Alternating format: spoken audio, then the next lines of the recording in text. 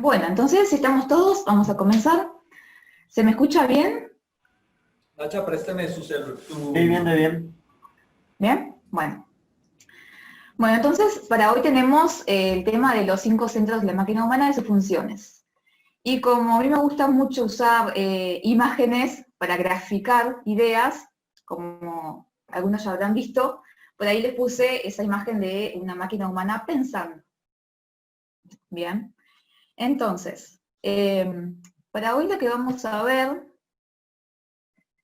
es un recorrido por las funciones vitales de los centros, la canalización de las energías a través de esos centros y cuáles son los centros, ¿no?, de la máquina humana. En este caso son 5, que los tenemos ahí, vamos a ir viéndolos uno a uno, pero para comenzar quiero traer algo que se menciona en el libro de Educación Fundamental, que es interesante porque los humanos, las personas, dedicamos mucho tiempo a otras máquinas, ¿no?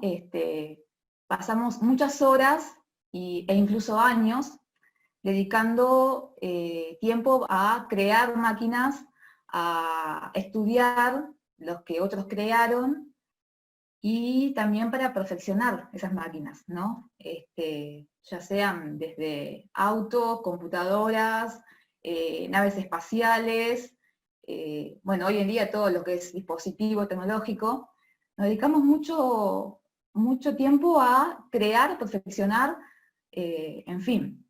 Por acá les traigo unos ejemplos de otras máquinas, ¿no? Por ejemplo, año a año salen nuevas versiones de autos, de vehículos. Entonces ahí hay todo un grupo de personas que se dedican horas, días, meses a sacar nuevas versiones de esta máquina que todos usan, ¿no? La mayoría. También las partes de una computadora, ¿no? Hoy en día cada vez más chicas, desde las torres a las laptops, las netbooks, las tablets, en fin, todo máquinas que las personas crean para el servicio de sí mismos, ¿no? Que usamos todos los días. Y lo interesante es esto, el tiempo que le dedicamos a crear, estudiar y perfeccionar otras máquinas, pero ¿qué pasa con nuestra propia máquina? ¿No? La máquina humana en la que nosotros vivimos. Entonces por ahí le puse esa imagen de, bueno, conócete a ti mismo, ¿no? La frase tan conocida de la Gnosis. Y me gustó mucho esa imagen porque justamente es una máquina buscando conocer, digamos, su interior, ¿no? Como para graficarlo un poco. Entonces, como recién vimos, partes de un auto, por ejemplo, la máquina de un auto, la máquina de una computadora, también nuestra máquina tiene partes que ya conocemos, porque en algún momento de la escuela o el liceo las estudiamos, ¿no? Pero así como veíamos estas partes desambladas del auto, de la computadora, acá también tenemos desambladas nuestras partes de nuestra máquina, ¿no? Entonces, cuando todas estas partes se ensamblan, acá tenemos a la máquina humana. Yo quiero sacar, a ver, denme un segundito que quiero sacar, ¿cómo hago para minimizar la pantalla? Acá. A ver esto. Ahí, listo. Disculpen, pero me estaba interfiriendo. Entonces, nuestra máquina humana, creo que me pasé una diapo. Ahí. Ensamblada, resulta en esta figura humana, ¿no? Más completa que la que veíamos recién en varias partes. Y por ahí les puse textualmente de la bibliografía esto que dice que la máquina humana no tiene libertad. Todos los movimientos, actos, palabras, ideas, emociones, deseos de la máquina humana son provocados por influencias exteriores y por múltiples causas interiores, ¿no? Cuando nosotros creemos que actuamos, pensamos, sentimos por voluntad propia, esto no es así, porque obedecemos a circunstancias, a eventos que suceden a nuestro alrededor, ¿no? Que nos generan emociones, que nos generan juicios del pensamiento, y bueno, no somos libres en realidad, ¿bien? Nuestra máquina, también como característica, tenemos de que somos seres mecanizados, automatizados, programables y controlados por legión de entidades energéticas. Entonces, para explicar un poquito esto, mecanizados, bueno, ¿cómo nos fuimos mecanizando? Entonces, nos podemos preguntar. Y es fácil, a través de hábitos, ¿no?, que se nos han ido inculcando desde chicos, a través de la educación, la cultura, por ejemplo, el hábito de todos los días, antes de acostarnos, lavarnos los dientes. O bueno, hacer cierta rutina al levantarnos. Por más de que son hábitos saludables, positivos, no deja de ser algo que uno lo hace automáticamente, ¿no? Es como que incluso cuando nos despertamos dormidos o todavía con la almohada pegada, lo hacemos igual, porque estamos mecanizados, ¿no?, y automatizados. También a través de la imitación, ¿no? Por ejemplo, un ejemplo bien sencillo. Ante una situación de que se reúnen 3 personas, 2 de ellas no se conocen, o sea, 2 son amigos de la tercera. La tercera se ausenta por un momento del lugar y las otras 2 se quedan solas.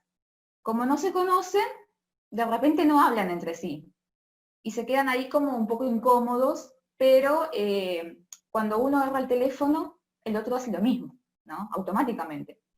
O si no hay teléfono, si no hay celular, de repente uno está sentado de cierto modo y se cambia la posición y el otro automáticamente el cuerpo lo imita. Es como que algo medio reflejo, pero es una imitación que se da en forma automática, inconsciente, involuntaria. También somos programables. ¿Por qué? Y un ejemplo bien cotidiano. Cuando vamos a algún lugar que nos queda cerca, ¿no?, ya sea, no sé, el trabajo nos queda cerca, o un centro de estudio nos queda cerca, o algún lugar cotidiano. Si nos queda cerca y vamos caminando, generalmente usamos las mismas calles, ¿no? O volvemos del trabajo o del centro de estudios por las mismas calles. Porque en algún momento decidimos que era el mejor camino, el más corto, el más rápido, el menos transitado, en fin. Pero de repente un día tenemos que pagar cuentas después de salir de trabajar o de estudiar, y bueno, calculamos, tengo tanto tiempo, me voy a tal lugar, al banco, donde sea, y pago las cuentas, después por ahí paso por el súper, y me compro algo para la cena, y me voy a mi casa. Eso lo pensamos antes de salir. Pero cuando ya estamos, ya sea caminando o en el auto manejando, nos olvidamos. Entonces, cuando queremos darnos cuenta, estamos llegando a nuestra casa. Y nos olvidamos de desviarnos a tiempo para ir al lugar que pensábamos ir. ¿Por qué? Porque somos seres programables. De generar este hábito que mencionaba recién, ¿no?, de todos los días hacer una rutina, esta rutina se crea un hábito y se termina creando una especie de programa mental que nos automatiza. Entonces, podemos cambiar ese programa, que esa es la parte buena, pero hay que estar muy alerta. Y de eso igual vamos a hablar un poco más adelante. Después, el último punto que vemos ahí es que somos controlados por legión de entidades energéticas. ¿Esto qué es? Esto es los defectos del ego. Para los que ya han estado en las otras conferencias que se ha hablado un poco del ego, un poco bastante, del ego, ya saben, bueno, todo lo que implica, ¿no? Pero bueno, como en este momento tengo la pantalla en la imagen y no veo quiénes están, si llega a haber alguien nuevo, en fin, el ego está conformado por todo aquellos defectos psicológicos, aquellos agregados o aquellos yoes. ¿Por qué yoes? Porque son diferentes personas, o sea, diferentes versiones de mí misma que se manifiestan caprichosamente, ¿no? Es decir, se manifiesta un defecto que expresa una parte del ego. Entonces, estos están multiplicados, son una multiplicidad, y todos conforman al ego.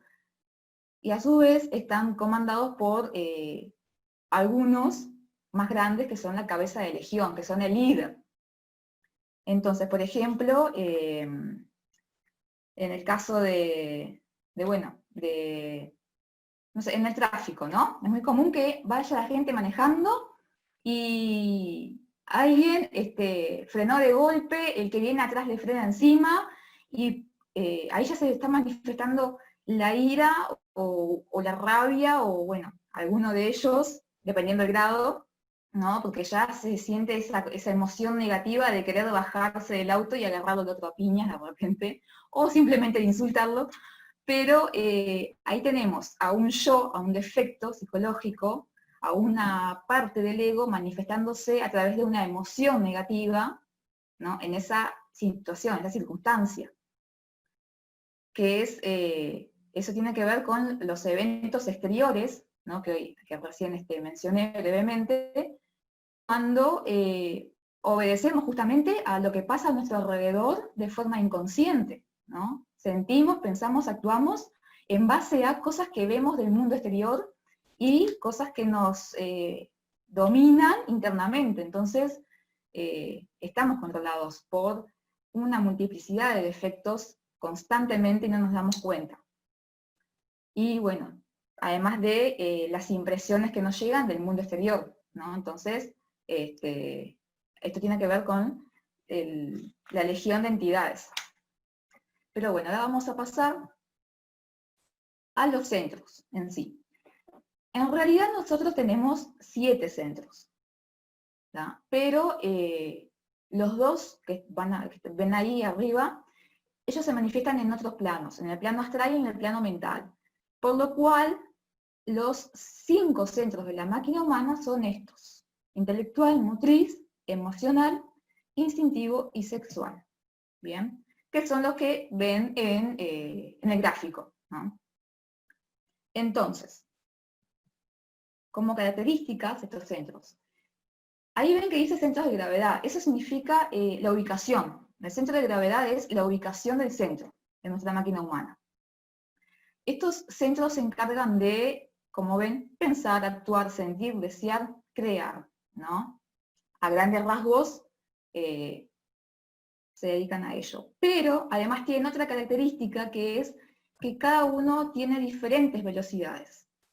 Ahí les puse como una referencia, una gráfica, ¿no? El verde es lo más rápido que giran, que se mueven, que son activados, y bueno, en la escala, hasta llegar al rojo, que es el más lento. Entonces, la velocidad de cada uno de los centros, siguiendo la referencia de la escala, el centro intelectual es el más lento. El más rápido es el sexual. El que están al mismo nivel, prácticamente, son el motor y el instintivo. Y el emocional está un poquito más cerca ¿no? del más rápido, pero es más lento que los demás. Si bien generalmente se hace como se pone mucha atención a que los pensamientos son muy rápidos y demás, en realidad el centro intelectual es, como vemos, el más lento. Bien, un ejemplo que podemos pensar a nosotros, ¿no? En cuanto a las velocidades, es, por ejemplo, en las reacciones. Cuando ante una discusión o algo que no nos gusta, de repente le pegamos una piña a la pared, bueno, ahí tenemos una reacción casi que automática, ¿no? Del centro motor, por ejemplo. Y después, bueno, tenemos, si nos ponemos a pensar y autoobservarnos, encontramos diferentes ejemplos de lo rápido que reacciona cada centro en nosotros. Bien, entonces, ahora vamos a pasar a verlos uno por uno. Bien, la función de cada centro, también les quiero comentar, gira en torno a 3 ejes, que son movimiento, emoción y pensamiento. ¿Bien? Pero vamos a entrar directamente a cada uno. En el caso del centro intelectual, acá lo que tenemos que se manifiestan, bueno, en el caso del pensamiento, el pensamiento se manifiesta por asociación mecánica de ideas, o de imágenes, o de palabras, ¿no? También tenemos, como dice ahí, el contenido de muchas bibliotecas. Es decir, cuando estamos en una charla entre amigos, ¿no? Y bueno, esos amigos tienen diferentes posturas en cuanto a un tema, lo que uno piensa, conceptualiza durante la charla sobre el tema, parte de un bagaje teórico que acumulamos a través de años de estudio académico de repente. Entonces, por eso es el contenido de muchas bibliotecas. Es una reacción automática del centro intelectual el evocar un concepto desde un marco teórico, y desde ahí expresarlo y hasta defenderlo. Y muchas veces discrepar con amigos o familiares, en fin. Pero desde ahí se apela. Después, los recuerdos de sensaciones y conceptos. También es parte de la función del centro intelectual. Y este centro lo que tiene es que trabaja en forma dual, ¿no? En cuanto escucha no sé, una noticia o una charla, internamente desde el centro o se está a favor o se está en contra. Entonces, por eso es un trabajo dual. Bien, ahora pasamos al centro motor. En este centro tenemos desde hábitos, actitudes, deportes, el andar, movimientos inconscientes, acciones automáticas, tensión muscular, imitación mecánica. Acá, bueno, de hábitos ya hablamos hace un momento, ¿no? Estos hábitos cotidianos que lo hacemos de forma a veces inconsciente o medio dormidos, pero que están automatizados, ¿no? El cuerpo de alguna forma ya los incorporó para que, aunque nos levantemos todavía con la almohada pegada, los hagamos igual y no nos damos cuenta hasta después que pasó, no sé, media hora. Pero y ahí decimos, lo hicimos igual, o nos vestimos igual, o lo que fuera. Actitudes, deportes. Todo lo que son deportes tienen que ver con el centro motor. Se manifiesta a través de este centro, ¿no? Cuando, hoy que hablábamos del ego, y cómo el ego nos domina, las partes del ego, los defectos, cuando el centro motor está al servicio del ego, los deportes que se practican son deportes negativos, ¿no? Como el boxeo, deportes de riesgo, donde ponemos en riesgo nuestra propia vida, ¿no? O llevándolo un poco más al otro extremo, hay estos deportes más saludables, natación, gimnasia, en fin, pero son todos deportes que sí o sí pertenecen al centro motor. Bien, acciones automáticas, tensión muscular, muchas veces, ante alguna situación en particular, el estar tensionado o guardándose eso, en realidad estás acumulando una energía que perjudica ese centro, ¿no? Bien, ahora vamos a pasar al siguiente centro, el emocional. Bueno, ahí les puse, por ejemplo, miedo, desconfianza, celos, enamoramiento, alegría, rabia, ira, ¿no? Y bueno, les voy a leer brevemente esto para pasar a explicar un poco. Les puse también por ahí, estas emociones hacen del hombre una máquina dominada por la parte negativa de ese centro. Se identifica con escenas y se convierte en autómata. La humanidad está tan acostumbrada al gasto de energías en emociones negativas que cuando la película no es de terror, de miedo, de violencia, de aventuras diabólicas, no le gusta el espectáculo, se aburre y hasta se duerme. Todos, o la mayoría, tendrá el recuerdo de, ante el encuentro con su amor, sentir mariposas en el estómago, ¿no? O ante un mal presentimiento, una puntada en el estómago, o ante una rabia extrema, una ira extrema con alguien, con un vecino, en el tráfico, algo en el estómago. Siempre todo lo sentimos en el estómago. ¿Por qué? Porque ahí está el centro de gravedad del centro emocional. Entonces, el miedo, la desconfianza, ese mal resentimiento, los celos, la rabia, ese enamoramiento, esas mariposas, todo se siente ahí, porque ahí se manifiesta el centro emocional. Además, como dicen las frases, cuando estamos con la conciencia bastante dormida y vemos una película o un partido de fútbol y parece que algo, a mí particularmente no me pasa porque no soy antifútbol, pero conozco gente que parece que algo la posee ante un partido de fútbol, o en una novela, y le habla al televisor, le habla a la pantalla, y se mete en el guión, en la trama, y llora junto con el protagonista, y grita, y hace todos los gestos como que estuviese viviendo la escena. Y es lo que dice ahí, se identifica con la escena, y se convierte en autómata.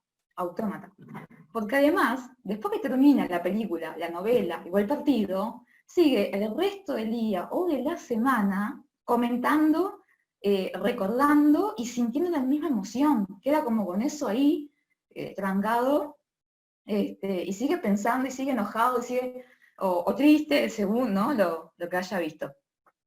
Entonces, eso no nos puede pasar, en realidad. Porque ahí estamos haciendo un muy mal uso del centro emocional y estamos permitiendo que esos defectos, ¿no?, de miedo, de desconfianza, de celos, de rabia, esos defectos del ego, se manifiesten a gusto y antojo. Entonces, eso es hacer un muy mal uso del centro y es gastar una energía que no deberíamos permitírnoslo. Si nos autoobserváramos en ese momento, podríamos salirnos de la escena, mirarnos desde afuera y ver lo que realmente estamos viviendo, ¿no? Entonces, ahora pasamos al siguiente centro, que es el instintivo. Y bueno, acá, este es un centro que dice que nos puede convertir o en santos o en bestias. ¿Por qué? Porque justamente hay instintos como el maternal, que es muy bueno, muy positivo, instintos de supervivencia, pero también tenemos instintos criminales, o el instinto sexual que nos puede poner muchas veces en situaciones que después podemos lamentar al, no sé, dejarnos llevar y tener un desliz amoroso, qué sé yo, pero el instinto es lo que nos puede convertir en una u otra cosa dependiendo cuál se manifieste y a cuál le demos cabida, ¿no? Y por ahí, como dice, debemos darle al centro el uso debido a través del amor, la sinceridad, la dulzura y la piedad, ¿no? Bien, ahora el último de los 5 centros es el centro sexual. Bueno, acá se manifiesta la atracción sexual, los supuestos acerca del sexo, las sensaciones, ¿no? En esto de los supuestos acerca del sexo entra aquello de las concepciones que heredamos dentro de nuestra familia, o que de algún modo aprendimos, o que leímos en algún lado y nos fuimos creando una idea, o incluso en otros casos debido a algún tipo de experiencia que también nos dejó como, bueno, una idea de que esto es de tal modo o esto pasa así, y eso de repente puede generarnos o dudas o inseguridad o miedo, y todo eso son expresiones del ego, nuevamente, ¿no? Pero la importancia de este centro es que es un centro creador. ¿Por qué? Porque es el centro que canaliza la energía vital, la energía creadora. Es una energía que crea vida. Todos sabemos que venimos de nuestra madre y nuestro padre físicos, que gracias a ellos, trabajando en forma cooperativa, se generó nuestra vida, ¿no? Nuestra máquina humana. Entonces, es un centro también en el que tenemos que poder poner atención, autoobservación y poder tener un poco, bastante, de dominio, ¿no? de él. Y bueno, pasando a la siguiente diapositiva, acá tenemos la canalización de las energías de estos centros. Entonces, como veníamos viendo hasta ahora, ¿qué se puede canalizar en estos centros? La energía del ser o la energía del ego, ¿no? En esto de que somos dominados por esta multiplicidad de energías internas que componen al ego, en esto de que también se nos manifiesta cuando reaccionamos a algo de nuestro entorno y nos dejamos llevar de forma instintiva, impulsiva, automática, cuando no logramos equilibrar esos estados interiores con el mundo exterior. En ese desequilibrio, en ese dejarse llevar o pensar sin actuar, es cuando se canalizan las energías, se canaliza diferentes yoes, diferentes partes del ego que trabajan con la energía del centro. Y eso hace que nos desgastemos, ¿no? Que nuestra máquina humana se termine desgastando. Entonces, hay que poder buscar el equilibrio. Se me gira la computadora, disculpen, porque la tengo enchufada y el cable me tira un poco. Hay que poder buscar el equilibrio entre nuestros estados interiores y los eventos exteriores, ¿no? No identificarnos, no caer en ese ensueño, en esa identificación, en esa cosa, en ese programa sin darnos cuenta. Bien, entonces, acá les voy a traer unos ejemplos, que como les decía hoy me gusta mucho poner imágenes para graficar cosas. Entonces, ejemplos que muchos conocemos del cine y de la literatura, ¿no? De alguna máquina humana buscando su propia humanidad. Quienes habrán visto Star Trek recordarán a Data. Data era un androide de un planeta, que ahí sí no recuerdo el nombre, pero era un androide, que durante la serie él estudiaba mucho a los humanos que lo rodeaban. Se preguntaba, ¿no? Cómo podían sentir emociones, cómo podían reírse ante un chiste o estar enojados. El tema era sentir, reaccionar como humano, como persona, porque él, al ser una máquina, no tenía emociones. Hasta que, bueno, en su búsqueda, ¿no? en su estudio constante de esto de ser una persona humana, se le llega a implantar un chip de emociones y ahí logra sentir, digamos. Pero también las emociones lo confunden, ¿no? Que acá tenemos una metáfora interesante, porque cuando él logra experimentar emociones como el llanto, el enojo, el miedo, la frustración, se siente confundido, porque él todo el tiempo pone su análisis en todo esto y no entiende por qué algo le da gracia cuando no es gracioso, por qué algo lo enoja cuando quizás no es tan importante.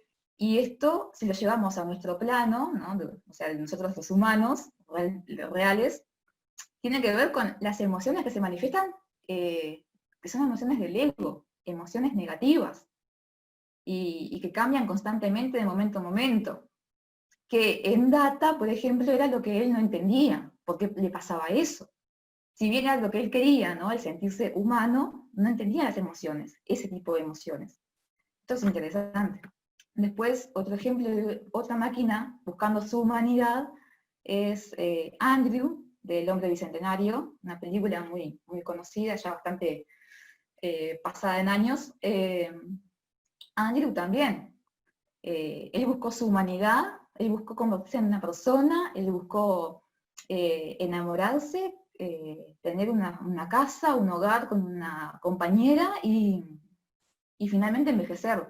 Lo termina logrando, ¿no? Es una película también interesante y lo termina logrando. Otro ejemplo más es bueno, David, ¿no? Esta película, Inteligencia Artificial, que es Data, ¿no? Pero en una versión mejorada. Es un androide, pero que en apariencia es más humano de lo que aparenta Data. Y David, bueno, lo que busca es no solamente ser humano, sino que lo quieran como un humano. Porque en realidad, no sé si habrán visto la película, pero se trata de un matrimonio que su hijo varón se encuentra algo así como en estado de coma, hospitalizado, entonces le ofrecen llevarse a su casa a este niño, androide, bueno, en parte para probar la versión de prototipo del niño y en parte para, bueno, que ellos puedan ser padres. Y el niño realmente siente y se encariña muchísimo con su madre humana, pero ella cuando recupera a su hijo, luego de varias escenas de cosas que van sucediendo, lo abandona a este niño David en un bosque, no lo quiere realmente. Y él, todo lo que hace en la película es buscando su amor, pero sabe que la única forma de que lo ame es que realmente sea humano, que deje de ser un androide, un robot. Entonces, él también tiene una búsqueda de humanidad para obtener el amor de su madre, que también está interesante. Después tenemos al viejo y querido y conocido Pinocho, ¿no? Pinocho en la versión muñeco y en la versión humano, ¿no? Él todo el tiempo quiso ser un niño, entonces, un niño de verdad, un niño real. Bueno, de hecho, David en la película se inspira en el cuento de Pinocho, buscando a un hada, un ser que lo convierta en niño humano. Entonces, tenemos ejemplos en la literatura y en el cine de diferente tipo de máquinas buscando una humanidad, buscando alcanzar una humanidad, ¿no? Pero lo interesante es que en estos ejemplos, y muchos otros que podemos seguir encontrando en el cine, es cuál es el punto de partida acá, que estas máquinas son conscientes de que son máquinas. Y hay un anhelo de ser un humano real, ¿no? Para nosotros esto de ser un humano real, o bueno, un hombre verdadero sería, hombre en forma genérica, sería el despertar la conciencia. Nosotros en realidad, como tenemos el ego en nosotros, somos humanoides, no somos hombres realizados. Entonces, acá está el paralelismo entre estas máquinas, de estos ejemplos, y nosotros, ¿no? Nosotros también aspiramos a alcanzar una humanidad, digamos, un estado superior, elevado, ser hombres de verdad, a través del despertar la conciencia. Pero la diferencia entre estos ejemplos y nosotros es que no somos conscientes que somos máquinas. En las películas, en el cine, en los libros, estas máquinas que buscaban su humanidad, o bueno, Pinocho, un muñeco, eran conscientes de su condición, de máquina o de muñeco, en fin. Y nosotros no.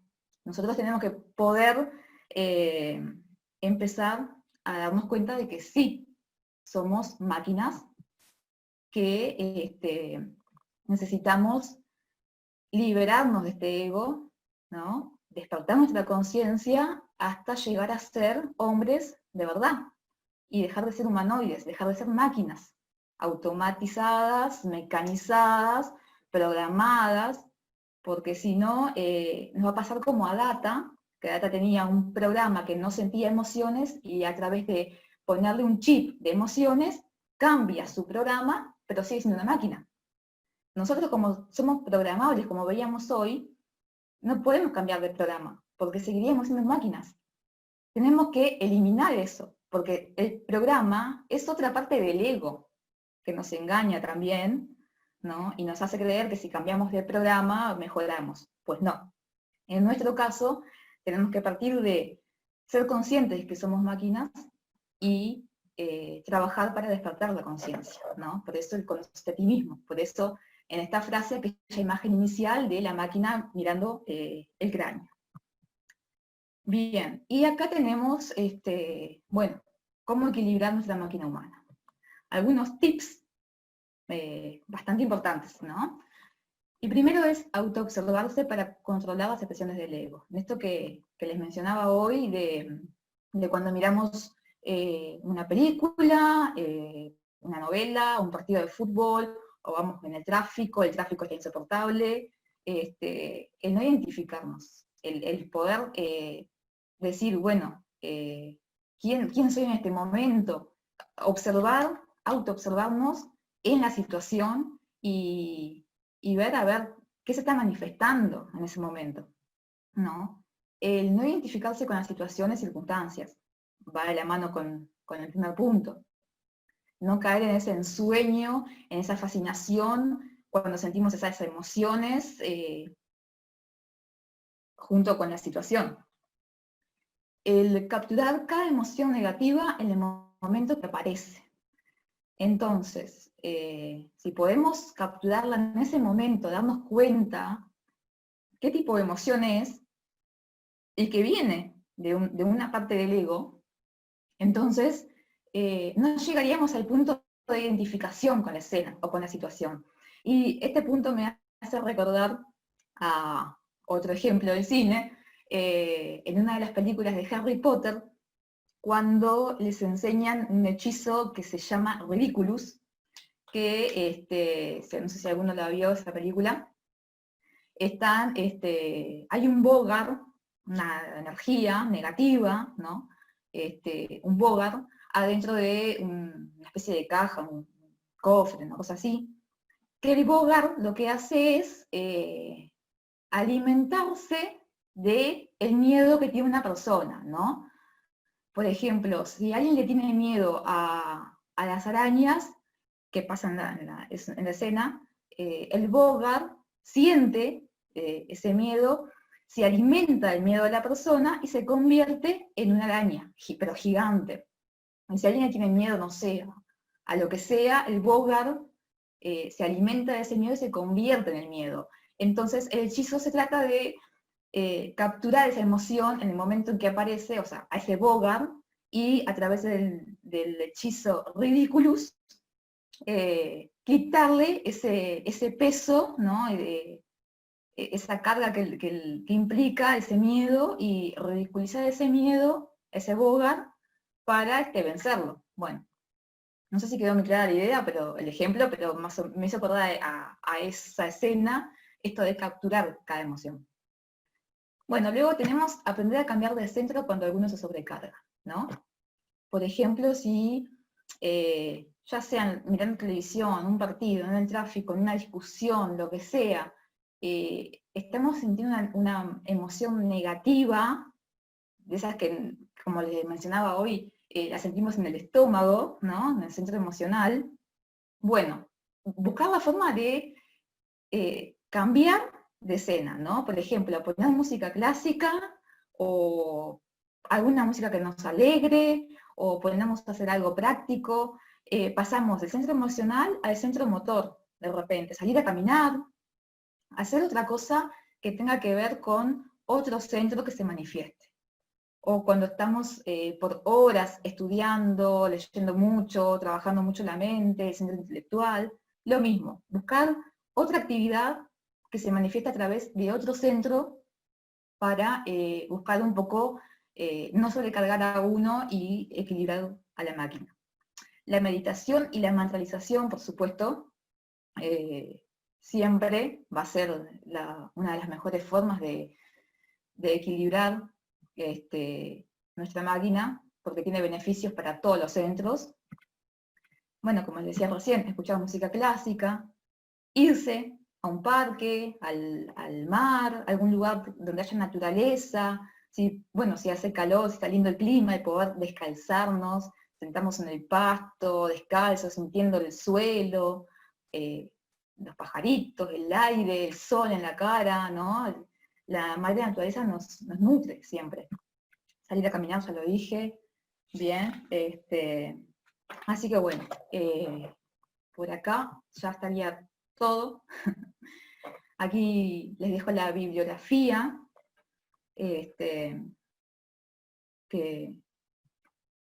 bueno, en la que se basa esta conferencia. Y aquí finalmente están todos los contactos internacionales del patriarcado,